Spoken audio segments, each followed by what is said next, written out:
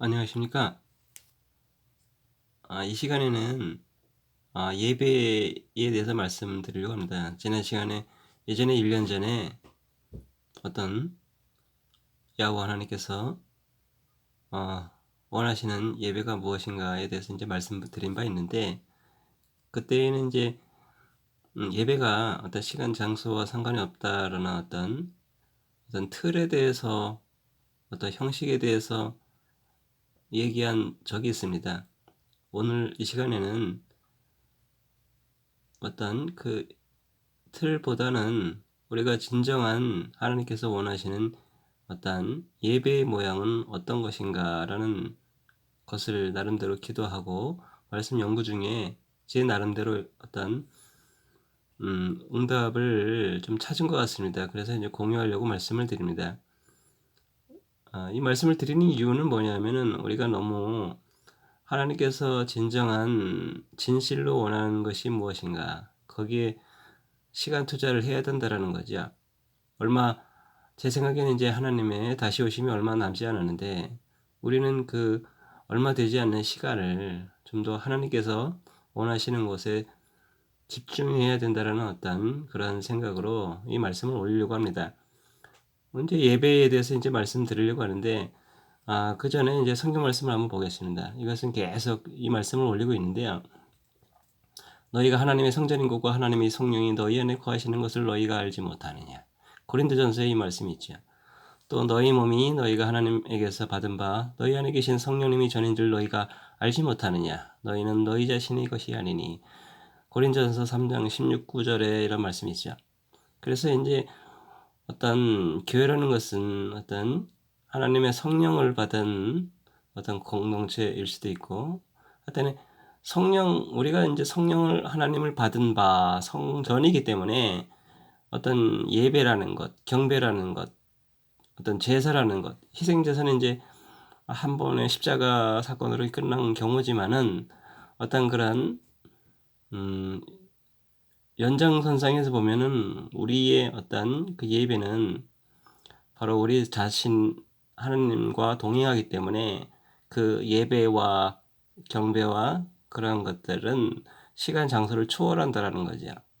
우리가 어디 정해진 게 아니라 항상 하나님과 동행하기 때문에 우리의 예배는 몇 시간, 몇 초, 그 시간, 장소를 초월해서 항상 우리의 일상이 예배가 된다는 것을 지난 때에 한번 말씀드린 바 있습니다.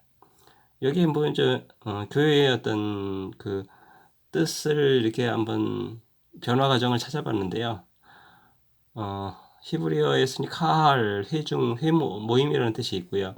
그 다음에 이제 에클레시아라는 어떤 말과 처치라는 말로, 그 다음에 교회로 이제 변형되었는데, 사실상 이 교회라는 뜻은 그리스도를 믿는 공동체를 말씀드리죠. 그래서 이제 안디옥 교회, 고린도 교회 이런 게 많이 있지만 실제적인 뜻은 안디옥 교회라기보다는 안디옥에 있는 믿음의 공동체다라고 해석을 할 수가 있겠습니다.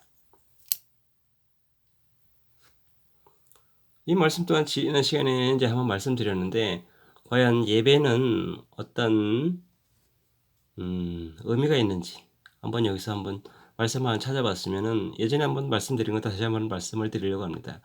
정리를 하는 과정에서요. 여기 이제 요한복음의 4장 23절에 이런 말씀이 있죠. 참되게 경배. 어떤 킹제임스 말씀을 올렸는데, 어떤 성경 말씀마다 해석하는 방법이 워십을 어떤 성경책에서는 경배, 어떤 성경책에서는 예배로 번역되어 있지요. 참되게 경배하는 자들이 영과 진리로 하나님께, 아버지께 경배할 때가 오나니 곧 지금이라라는 말씀이 있어요. 그래서 그 경배 예배는 바로 이제 성령을 받아야 된다는 거죠. 성령을 받은 사람들이 그 예배를 참여할 수 있다는 거죠. 그 다음에 진리 안에서 경배할 수 있다라고 했고, 곧 지금이라고 말씀했듯이 어떤 시간이 아니라 바로 예배는 바로 지금 해야 된다라는, now라고 영어에 쓰여 있더라고요. 바로 지금 해야 된다라는 거죠. 그 다음에 이제 장소에 대해서는 말씀인데, 요한복음 이런 말씀이 있죠. 너희가 이 산도 아니고 예루살렘도 아닌 곳에서 아버지께 경배할 때가 이르느니라 라는 말씀이 있죠. 이거 보면은 이 말씀에 비추어 보면은 바로 예배는 특별한 장소가 정해지지 않았다라는 거죠. 지난 시간에 계속 말씀드리고 있습니다. 자, 또 로마서에 이런 말씀이 있죠. 다 익히 아는 내용이지만은 형제들아 너희는 너희 몸을 거룩하고 하나님께서 받으실 만한 살아있는 희생물로 드리라. 그것이 너희의 합당한 서비스. 영어 성경에는 서비스라 그랬는데 성경책마다 어디에는 이제 섬김으로 번역되어 있고 어떤 성경책에서는 성전 예배라고 번역되어 있지. 어떤 이제 공통적인 해석을 보면은 바로 예배는 바로 일상 속에서 거룩함을 유지하는 것이다라고 예전에 말씀드린 바 있고요. 여기서 이제 희생물로 드리라고 했으니까 비록 제사는 한 십자가 사건으로 끝났지만은 우리 자신이 죽어야 된다라는 거죠. 우리 자신이 죽고 바로 그것이 예배다라는 거죠. 우리 자신을 죽고 하나님의 말씀으로 사는 것, 바로 그것이 예배라는 거죠. 우리 자신을 죽여야 된다라는 거죠. 우리 자신을 드러내지 않는 것, 칠 수도 있고 여기 희생물에 대해서 나오죠. 희생에 대해서 이제 말씀이 나오는데 여기 희생은 이제 희생 제사가 되는 거죠. 희생 제사가 되는 거죠. 그 다음에 바로 그것이 예배가 되는 거죠. 결국은 희생은 제사와 연관이 되고 제사는 바로 예배가 된다라는 거죠. 여기 이제 여기에 보면 영어 성경책에 보면은 sacrifice라고 쓰여 있죠. 희생. 이거는 이제 한번 찾아봤습니다. 다른 사람이나 어떤 목적을 위해 자신의 목숨, 재산, 명예의 이익 따위를 바치거나 버린다. 또는 그것을 빼앗기는 것을 우리는 희생이다라고 쓰여 있더라고요. 결국은 어떤 희생하는 것이 자신을 희생하고 드러내지 않고 교만하지 않고 바로 하나님을 드러내는 것, 바로 그것이 예배자의 삶이다라는 거죠. 예배자의 삶. 평소에 이렇게 해야 된다라는 거죠. 그 다음에 이제 사도행전에 이런 말씀이 있습니다.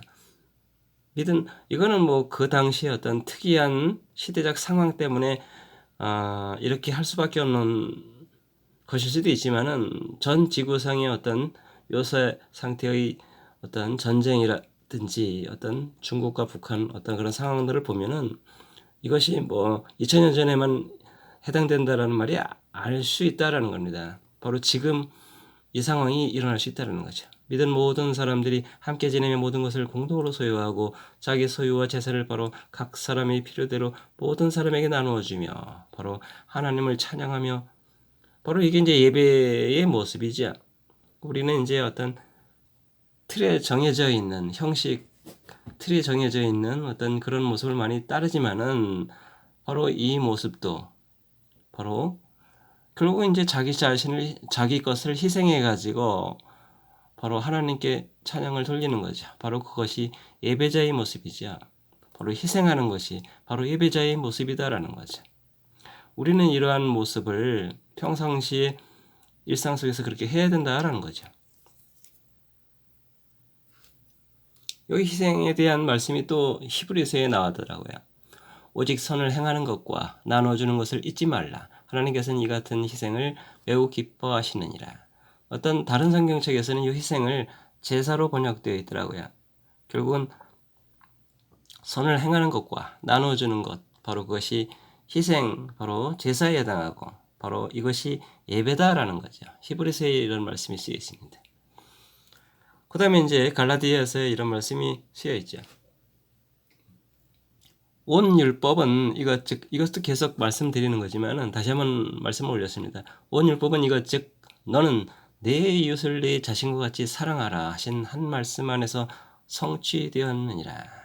이 어떤 고린도전서에서도 어떤 사랑에 대해서 중요성이 나오죠. 그만큼 하나님께서 인류를 사랑하셨기 때문에 오래 참으시고 그만큼 또 성자 하나님을 보내시는 거죠.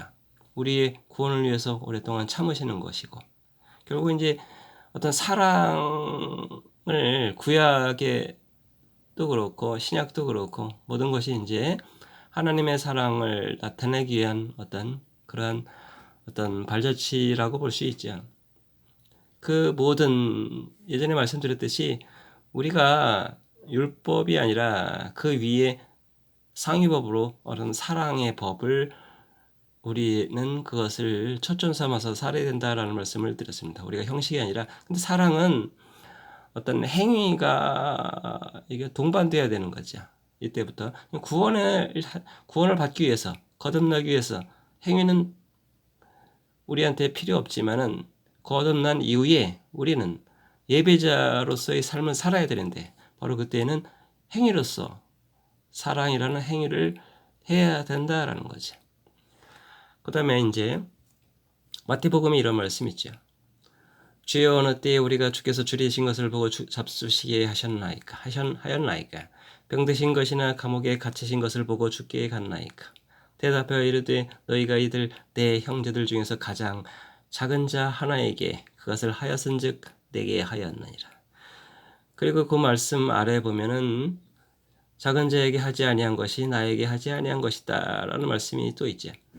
결국은 이제 우리가 눈에 보이지 않는 믿음으로 이제 그 하나님을 어떤 믿음 속에서 경배하고 예배하고 그러지만은 사실상 우리가 하나님이 실제적으로 원하는 것은 바로 하나님을 찾는 것도 중요하지만 그 전에 실질적으로 거듭난 이후에 바로 예배자로서 하나님께서 요구하시는 것은 바로 하나님을 찾는 것도 중요하지만 그 전에 실질적으로 일상 속에서 바로 우리의 형제, 믿음의 형제에 행하는 것을 더 원한다라는 말씀이 있지만은 일상 속에서 바로 우리 옆에 있는 약한 자, 가난한 자, 작은 자에게 바로 사랑의 삶을 실천하는 것, 바로 그 행위로서 일상 속에서 사랑의 삶을 사는 것, 바로 그것이 예배자의 모습이다라는 거죠. 우리는 이제 너무 형식적인 틀만, 사실상 그릇도 중요하죠. 하나님을 믿는 가운데 어떤 예배의 틀, 형식도 중요하지만 사실상 우리는 너무 그 형식 틀에만 얽매이다 보니까 우리는 너무 어떤 외적으로 보이는 그러한 것에서만 너무 집중하지 않았나 싶습니다. 사실상 이건 제 생각인데요. 하나님께서는 어떤 그러한 형식 틀보다는 실질적으로 바로 우리 형제에게 하는 그것을 먼저 하나님께서는 요구하신다라고 봅니다. 이것이 일상 속에서 해야 되는 거죠. 또 이제 이것이 하기 힘들면 어떤 공동체로서 모였을 때 그런 일이 일어나야 된다라는 거죠. 이게 어떤 사랑의 삶의 행위가 바로 교회 공동체에서 나타나야 된다라는 거죠. 그것이 더 중요하다라는 것이라고 저는 개인적으로 생각합니다. 우리는 실질적으로 하나님께서 원하시는 것이 과연 진짜 지금 원하는 것이 무엇인가라는 거죠. 제가 볼 때에는 어떤 제 개인적인 어떤 견해의 어떤 연구, 어떤 말씀, 기도 중에 제가 확실하게 얻는 것은 뭐냐면 바로 우리 가까이에 있는 우리 눈에 보이는 그 약한 자, 가난한 자, 병든 자, 바로 하나님의 믿는 그 형제에게 먼저 다가가서 행위로서 그 사랑을 실천해야 된다라는 것이 제 개인적인 생각입니다.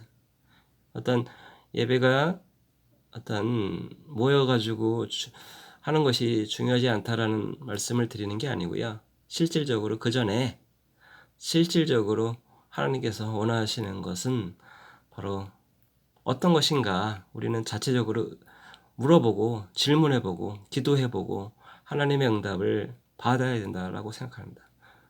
예, 감사합니다.